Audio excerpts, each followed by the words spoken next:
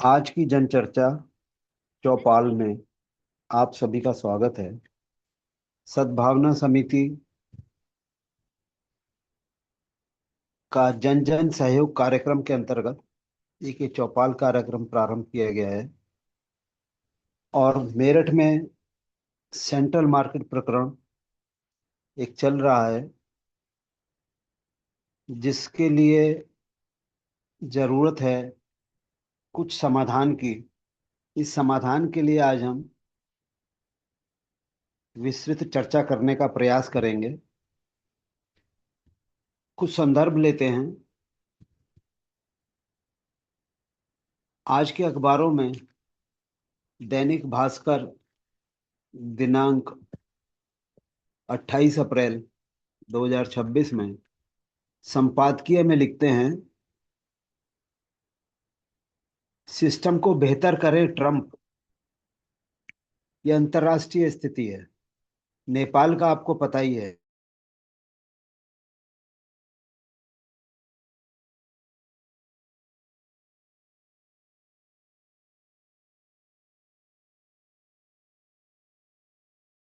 जी ने संकेत दिया है कि दिशा भ्रम अच्छो अच्छो को हो जाता है। इसका निपटारा आंतरिक नेत्रों से ही हो सकेगा। तो हमें आंतरिक नेत्र भी खोलने पड़ेंगे। एक और संदर्भ है, प्रकृति में अगर देखें तो हर क्षण सही है। यहाँ पे आपको हर क्षण और हर कण नया होता है। आप देखें आपके जीवन में भी हर क्षण नया है, हर कण नया है, हर व्यक्ति नया है। और ये सामान्य स्थिति है, प्राकृतिक स्थिति है। मनुष्य में शायद हम कहीं रुक गए हैं, इसको देखना पड़ेगा। सेंट्रल मार्केट प्रकरण के समाधान की ओर एक कदम में ये हमने संदर्भ दिए हैं। एक संदर्भ और है, सभी जानते हैं, आपने भी सुना, आपसे ही हमने सुना और जाना है कि दूसरे की ओर इशारा करते हैं तो एक उंगली उसकी ओर और तीन उंगलियां स्वयं की ओर इशारा करती हैं। अर्थात सामने वाले ने जो कुछ करा वो तो है ही है, लेकिन हमें अपने लिए भी तीन गुना प्रयास करने पड़ेंगे। अगर हम प्रजातंत्र को देखें वर्तमान स्थिति में, तो प्रजातंत्र में हमें और आपको, जनता को, जन जन को एक अवसर मिला अपने लिए व्यवस्था का राज्य चुनने के लिए कि आप 5 साल के लिए अपनों में से कुछ लोगों को जनप्रतिनिधि नियुक्त करते हैं। ये जनप्रतिनिधि 5 साल के लिए आपकी सेवा करते हैं। लेकिन स्थिति क्या है कि हम और आप केवल वोट देकर नियुक्ति कर कर भूल जाते हैं। ये आवश्यक है, तीन उंगलियां हमारी ओर हैं। और सेंट्रल मार्केट प्रकरण का समाधान भी यही है कि हम अपनी ओर देखें और वस्तु स्थिति को समझें, और समाधान बहुत सहज और सरल हो जाएगा। हम अपने जनप्रतिनिधियों को उनके कार्यों को मूल्यांकन करें, उनके साथ सहयोग करें, उनका मार्गदर्शन करें। इस पर विवरण पर कुछ तथ्य प्रस्तुत हैं। इन तथ्यों को देखते हैं।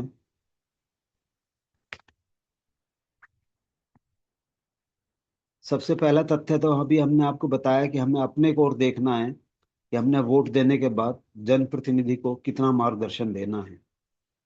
और इसका समाधान, सेंट्रल मार्केट प्रकरण का समाधान केवल यही है कि हम अपने अंदर की आंखों से इसको समझें और इस पर प्रयास करें।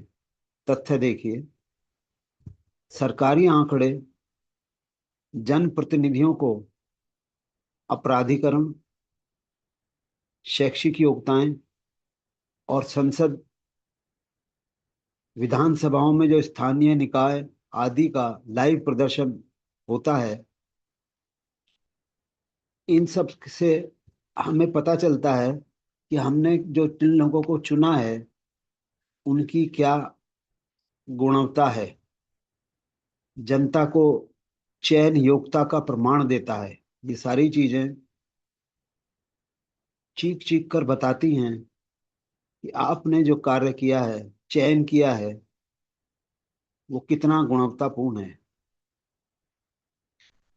और इशारा करती हैं कि जन जन को विकसित होना होगा। दूसरा तथ्य देखते हैं। अभी हाल में संसद में विशेष अधिवेशन में महिलाओं का एक बिल पास नहीं हो सका, बहुमत के कारण। अब बहुमत को देखिए, जब जनप्रतिनिधियों का चयन होता है तो बहुमत के स्थान पर अधिक वोटों का हमने मैनिपुलेशन कर लिया, संविधान ने कर लिया, का हमने उपयोग कर लिया। और जब संसद में बैठे तो बहुमत बहुमत के आधार पर हम निर्णय नहीं ले सकते, निर्णय रुक जाते हैं। तो या तो हम संसद में भी अधिक वोटों का प्रयोग करें, और या चयन में भी बहुमत का प्रयोग करें। ये व्यवस्था हमें विकसित करनी होगी, ये जन जन को बताना होगा। अगला तथ्य देखते हैं, वर्तमान विकास से बदलती संभावनाएं। पूरे विश्व में प्रजातंत्र, राजतंत्र की व्यवस्थाओं को रिफॉर्म की आवश्यकता है, और ये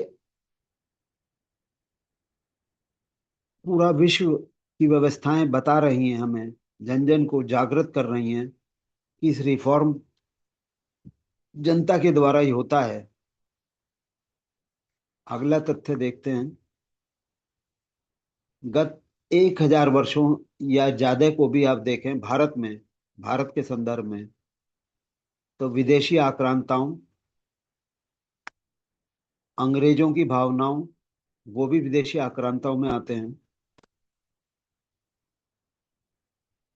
और प्रभाव उनका अभी भी हमारी संवैधानिक व्यवस्थाओं में भागीदार है, दिखाई देता है। उसका प्रभाव हम और आप महसूस करते हैं, और सेंट्रल मार्केट प्रकरण में भी प्रभाव देखने को मिलता है।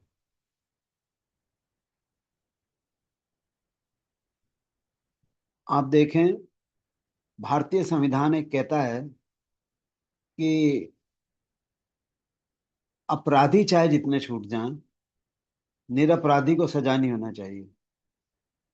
लेकिन सेंट्रल मार्केट प्रकरण में कितने निरपराधियों को सजा मिल रही है, अगर उनका अपराध है तो वो कितना व्यवहारिक है और कितना संवैधानिक है, ये विचारणीय है।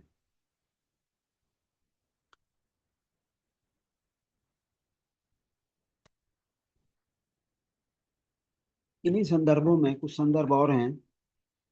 सेंट्रल मार्केट प्रकरण में आवासीय प्लाट खरीदा जाता है, पैसे दिए जाते हैं,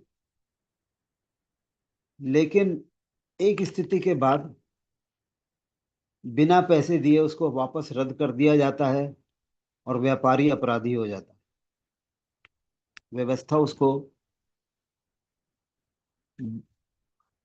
अपराधी बना देती है। दूसरा देखें, अदालतों की अवमानना के कारण व्यापारी अपराधी हो जाता है। एक और देखिए, शासन की व्यवस्था,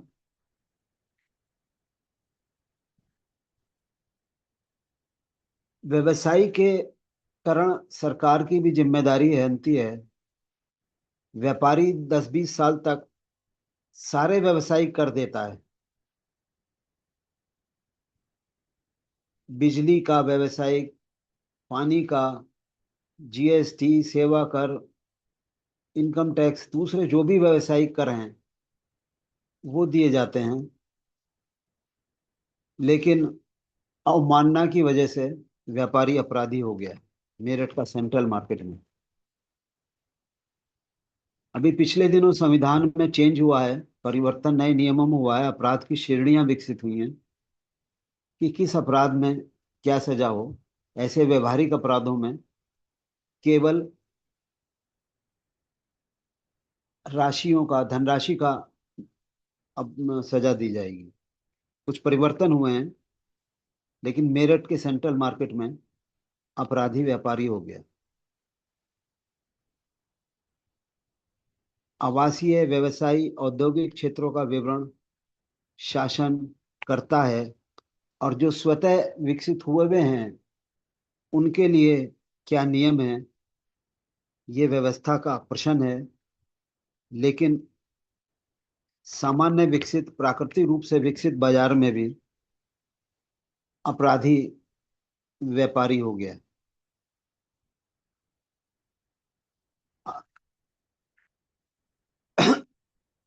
वास्तव में समाधान इसका ये होना चाहिए कि सेंट्रल मार्केट व्यवस्था में शासकीय अनुकंपा इन व्यापारियों को मिलनी चाहिए, और जो टैक्स इन्होंने दिया है उस पर विचार होना चाहिए, उसकी वजह से अनुकंपा मिलनी चाहिए। और संविधान की इसमें क्या भागीदारी है, इस पर विचार हो, और समाधान बहुत सहजता से मिलना चाहिए, मिल सकता है। अब एक और तथ्य देखते हैं। अभी पिछले दिनों भारतीय कानून के छात्र का एक लेख पढ़ते हैं।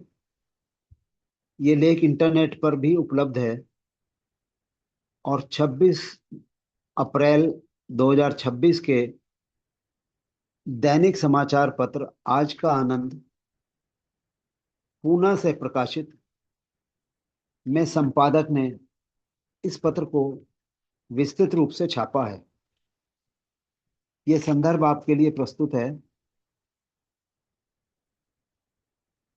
श्री श्याम अग्रवाल, संपादक आज का आनंद, अपने संपादकीय में कहते हैं, कितने हजार डर हैं हर एक आदमी के साथ। क्या आपको भी आपके डर का पता लगा? अंकों के अर्थ शून्य ने आकर बदल दिया। भारत से सारी दुनिया को सिफर का पता चला, और आज पूरे विश्व को जो भारत का विश्व गुरु बनाने की बात चल रही है, वो सेंट्रल मार्केट प्रकरण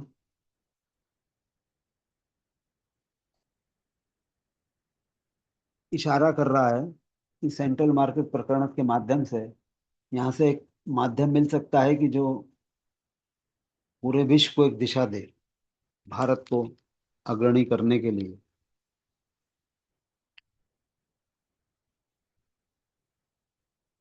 एक लॉ स्टूडेंट जो अभी अधिकतम 25 साल का ही होगा, इस नौजवान ने इतनी कम उम्र में ऐसा धुरंधर लेख लिख दिया कि सुप्रीम कोर्ट से लेकर हाई कोर्ट तक के सारे वकील और जज साहब अंदर तक हिल गए हैं। इतना हिल गए हैं कि वे उस यूनिवर्सिटी को ही फोन करके धमकाने लगे। इससे यूनिवर्सिटी ने भी ऋषि कुमार नाम के इस स्टूडेंट को धमकाना शुरू कर दिया है। मगर इस लॉ स्टूडेंट ऋषि कुमार ने भी इस पर जो जवाब दिया, वो भारत के हर नौजवान को पढ़ लेना चाहिए, और यह सीख लेनी चाहिए कि लोकतंत्र में जीने के लिए देश में पैदा होना और नागरिकता मिल जाना ही कितना काफी है। डेमोक्रेसी यानी लोकतंत्र एक जिम्मेदारी है सरकार की सिस्टम को जवाबदेह बनाने की। यूनिवर्सिटी ने ऋषि कुमार को लेख मिटा देने की बात करते हुए यह भी कह दिया कि उस लेख को मिटा देना ही आपके लिए और हमारी यूनिवर्सिटी के लिए अच्छा होगा।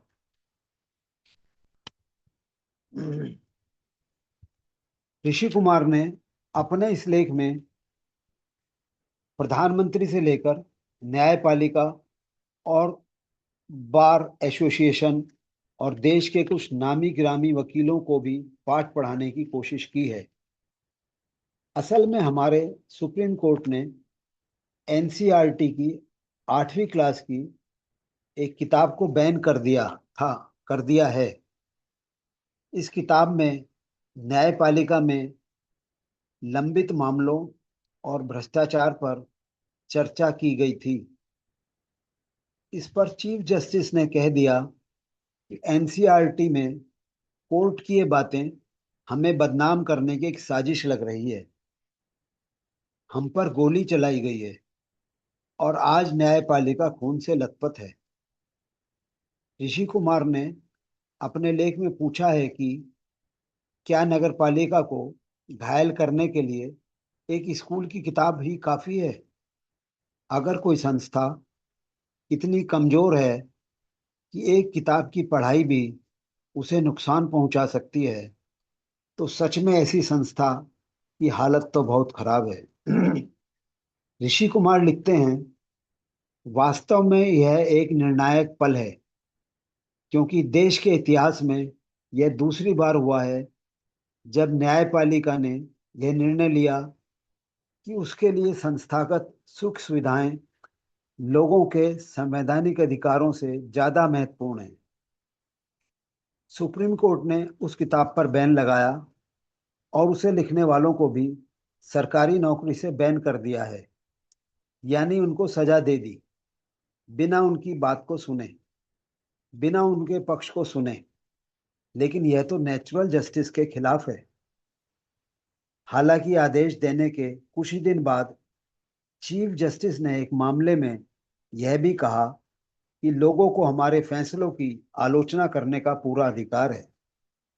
ऋषि कुमार ने लिखा है कि मेरे पास एनसीईआरटी का वो अध्याय है जिस पर बैन लगाया गया है।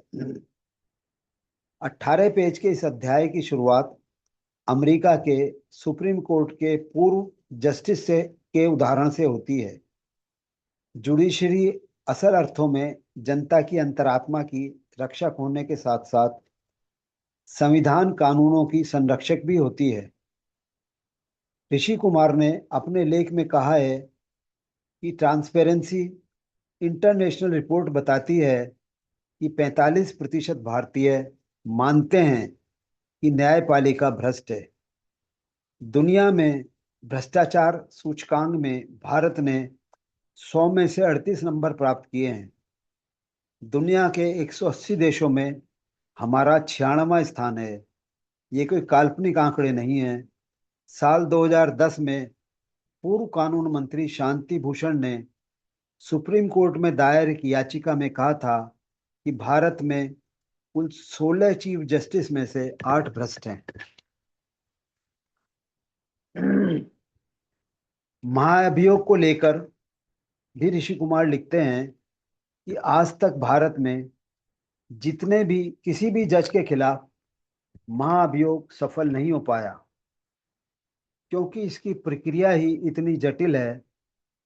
इससे कम प्रयास में तो देश में इमरजेंसी लगाई जा सकती है, यानी कि 140 करोड़ लोगों के मौलिक अधिकारों को सस्पेंड करना आसान है, लेकिन एक जज का महाभियोग चलाकर उसे हटाना मुश्किल है। एक बार जस्टिस सौमित्र सेन पर धन के दुरुपयोग का आरोप लगा था। महाभियोग प्रस्ताव पारित हुआ था, लेकिन वोटिंग से पहले इस्तीफा दे दिया। रिटायरमेंट के बाद भी उनको सारे सरकारी फायदे मिलते रहे, क्योंकि ऐसा कोई प्रावधान नहीं था कि उनके सरकारी लाभ को रोका जा सके। यानी इस्तीफा देने के बाद भी ये बड़े लोग सारी सुविधाएं जनता के टैक्स के पैसों से लेते रहते हैं। ऐसा एक मामला जस्टिस दीनाकरण का भी था। उन पर इनकम से अधिक की संपत्ति का मामला था। उन्होंने महाभियोग होने से पहले ही इस्तीफा दे दिया था और अंत तक सारे सरकारी फायदे लेते रहे। इसी तरह सुप्रीम कोर्ट की एक आंतरिक जांच में जस्टिस एस एन शुक्ला को रिश्वत लेते पकड़ा गया था, लेकिन उन्होंने इस्तीफा देने से इनकार कर दिया, तो न्यायिक न्यायिक कार्य छीन लिया गया था। लेकिन रिटायरमेंट तक वो घर में बैठकर पूरा वेतन लेते रहे। ऋषि कुमार ने लिखा है, इन तीनों जजों का मामला कोई अपवाद नहीं है, यह एक पैटर्न का हिस्सा है। आज देश भर के कोर्ट में 5 करोड़ से ज्यादा मामले पेंडिंग हैं। इसका मतलब है कि सुनवाई की तारीख पाने के लिए पक्षकार रिश्वत देता है। खासकर निचली कोर्ट में देखा जाता है कि बिना पैसा दिए तारीख नहीं मिलती। यह कोई घूस देने का मामला नहीं है, यह ऐसे चलता है जैसे यह नियम ही है। जब जजों पर करप्शन का मामला आता है तो सिस्टम ही उनको बचा लेता है। अभी हाल ही में हाई कोर्ट जज यशवंत वर्मा के घर 15 करोड़ रुपए जलते हुए पाए गए। इसका वीडियो आज भी मौजूद है, सारी दुनिया ने इसे देखा है। असल में संस्थाएं क्या बोल रही हैं, क्यों बोल रही हैं, इस आधार पर उनका मूल्यांकन होता है। जब सुप्रीम कोर्ट जैसी देश की सबसे बड़ी न्याय दान करने वाली संस्था ही अपने आलोचकों को दंडित करती है तो इसका असर बहुत डरावना होता है। देश की जनता के लोग चुप हो जाते हैं। पत्रकार और बुद्धिवादी लोग भी अपने विचारों पर खुद ही सेंसरशिप लगा लेते हैं। इस तरह धीरे धीरे विचारों का बाजार सिकुड़ जाता है, जीरो हो जाता है या समाप्ति हो जाता है। ऋषि कुमार आगे लिखते हैं, हमारे प्रधानमंत्री संविधान की शपथ लेते हैं और फिर वे ऐसा कैसे कह सकते हैं, इससे तो शिक्षा मंत्री की भी जिम्मेदारी है, इसमें तो शिक्षा मंत्री की भी जिम्मेदारी है। उन्होंने भी संविधान की शपथ ली है, उन्हें तो संविधान सम्मत बात करनी ही चाहिए। संविधान सम्मत यही है कि लोगों को बोलने का अधिकार या आलोचना का संवैधानिक अधिकार है। सुप्रीम कोर्ट के सीनियर वकील कपिल सिब्बल और अभिषेक मनु सिंघवी ने कोर्ट में जाकर कहा कि यह जो लिखा गया है यह जानबूझकर किया गया लगता है, जैसे कि सरकार के अन्य विभागों में कोई भ्रष्टाचार ही नहीं है, यानी बाकी जगह भी भ्रष्टाचार है। ऋषि कुमार ने अपने लेख में सवाल उठाया है कि उस किताब में तो हर किसी की आलोचना की गई है। इसमें चुनावी उम्मीदवारों को गाली गलौज करते हुए, पुलिस द्वारा नोटों के बंडल लेते हुए कार्टून भी छपे हैं। इसमें विधायकों या सांसदों के खिलाफ कलंकित आपराधिक मामलों का भी जिक्र है। ऋषि कुमार लिखते हैं कि देश की सुप्रीम कोर्ट को हर तरह की आलोचना और निंदा से परे एक अखंड संस्था मानना, इंसानों द्वारा चलाई जा रही संस्थाओं को देवताओं के बराबर खड़ा करना। क्या संस्थाओं में गलतियां नहीं हो सकती? क्या संस्थाएं भ्रष्ट नहीं हो सकती? देश के लोगों को ये समझना चाहिए कि न्यायपालिका कोई पवित्र मंदिर नहीं है, यह एक सरकारी संस्था है जिसे संविधान द्वारा हमारे अधिकारों की रक्षा के लिए बनाया गया है। यह संस्था जनता के टैक्स के पैसे से चलती है और निश्चित ही यह जनता के प्रति तथा संविधान के प्रति जवाबदेह है। निश्चित ही हमें इसका सम्मान भी करना चाहिए, लेकिन सम्मान और आस्था में बहुत फर्क होता है। सम्मान आस्था से नहीं मिलता, बल्कि अपने आचरण से कमाया जाता है। यानी आदमी के जैसे कर्म होंगे उसे वैसा ही सम्मान मिलेगा। लोकतंत्र में अगर आप किसी संस्था पर सवाल उठा के उसकी आलोचना करके उसे सुधारना चाहते हैं या उसकी बुराइयों को दूर करना चाहते हैं तो इससे ज्यादा सम्मान और क्या हो सकता है। ऋषि कुमार ने लिखा है कि कार्यपालिका या विधायिका की होने वाली यह चापलूसी उस संस्था की मूर्ति पूजा मात्र है जो धीरे धीरे अब सम्मान के लायक नहीं रह गई है। लोकतंत्र में पावर का यानी शक्तियों का पृथक्करण इसलिए महत्वपूर्ण है ताकि संतुलन बना रहे, और इतिहास भी इस बात का सबूत देता है। जब भी न्यायपालिका इस संतुलन को खो देती है तो क्या होता है।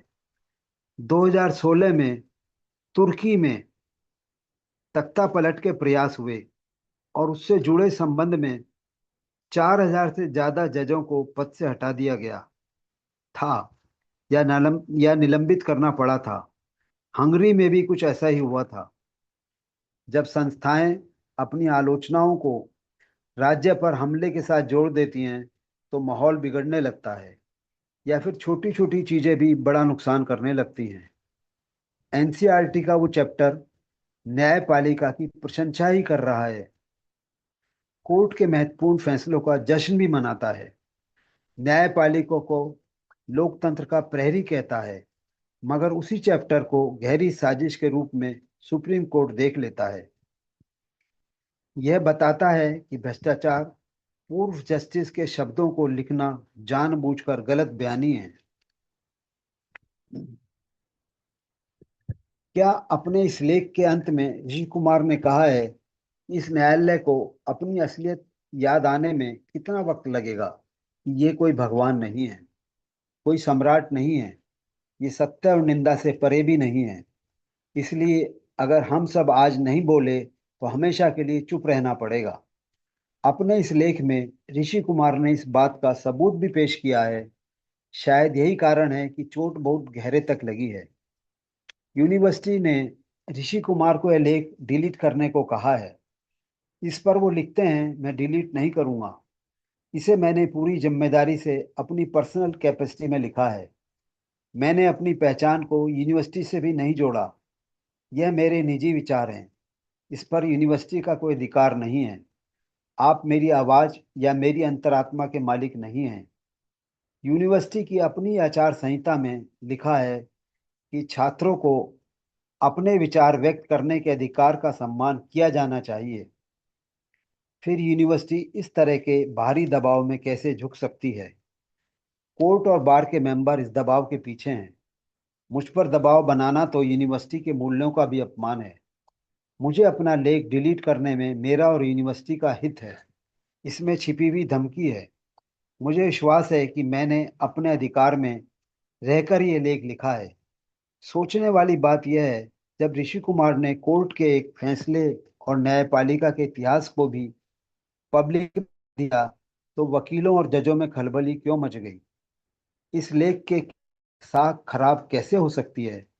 सच तो यह है कि यूनिवर्सिटी को ऐसे युवाओं को सम्मानित करना चाहिए। देश के युवाओं को ऋषि कुमार के इस लेख से कुछ सीखने की जरूरत है। लेकिन लगता है युवाओं को हिंदू मुसलमान और चैप्टर और क्रिकेट के चैप्टर से फुर्सत ही नहीं है।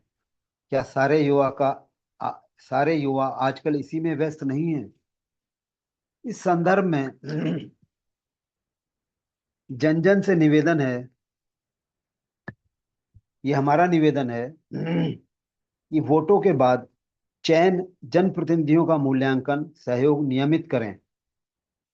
मेरठ के सेंट्रल मार्केट प्रकरण में व्यवस्थाओं के विकास एवं व्यापारियों की क्षतिपूर्ति के लिए जनप्रतिनिधियों को सहयोग समझाएं, वे कार्य कराएं।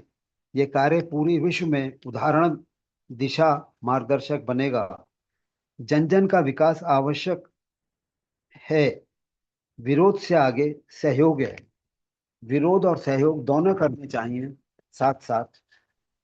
और स्वतंत्र भारत में तो जनता की जिम्मेदारी बनती है, इतिहास से सीखें और नया इतिहास बनाएं। हम सभी जानते हैं, कालिदास हुए हैं, तुलसी, भर्तृहरि की रचनाएं पीड़ाओं के कारण उत्पन्न हुई हैं। हर नया सृजन पीड़ाओं के साथ होता है।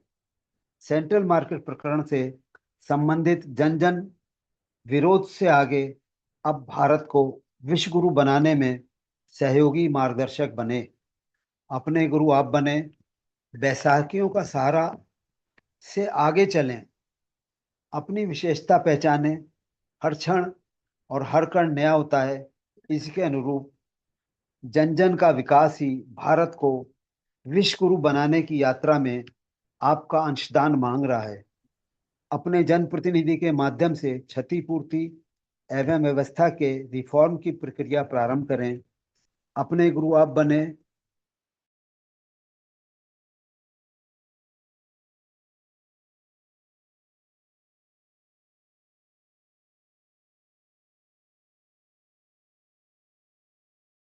अपनी हर योजना के लिए जन जन को आमंत्रित करते हैं कि वो सहयोग करें। भावना समिति के पंजीकृत ऑनलाइन चौपाल में आप सबका स्वागत है। कमेंट में अपने विचार लिखें और अपनी पीड़ा और दुख को विकास की सीढ़ी बना लें, समाधान बना लें, मानवता को दिशा दें, विकास में सहभागी बने। कलाकार राम को समाज की सेवा करने के लिए सहयोग निर्देशित करें। राम भावना से व्यवस्था विकास के लिए अवसर का लाभ उठाने को प्रेरित करें। विधायिका ही न्यायिक एवं प्रशासनिक व्यवस्थाओं की जनक भी है, नियंत्रण और विकास रिफॉर्म के लिए सक्षम भी है, जिम्मेदार भी है। पहले विधायिका में भी बहुमत विपक्ष भावना को रिफॉर्म करें और प्रक्रिया को तीव्र करना चाहिए और सेंट्रल मार्केट का समाधान ये विश्व के लिए एक दिशा दे। धन्यवाद।